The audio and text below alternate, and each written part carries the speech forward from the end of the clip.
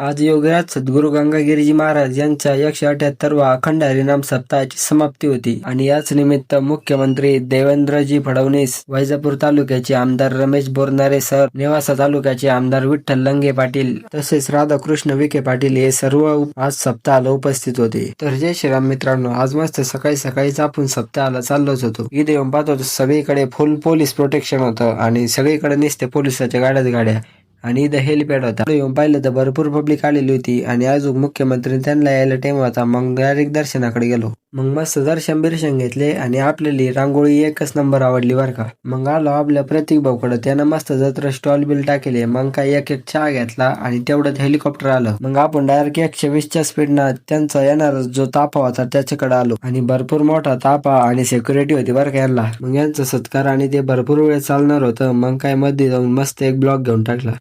कस काय पब्लिक नाद करती उगाच या सप्ताहाची नोंद Guinness book of world record मध्ये नाही होईल. मग आलो डायरेक्ट आपल्या 28 नंबरच्या ट्रॅक्टर कडे. आपल्याला ट्रॅक्टर होते वाढायला. मग गेल्या मस्त मुख्यमंत्री देवेंद्रजी फडणवीस यांचं भाषण झालं.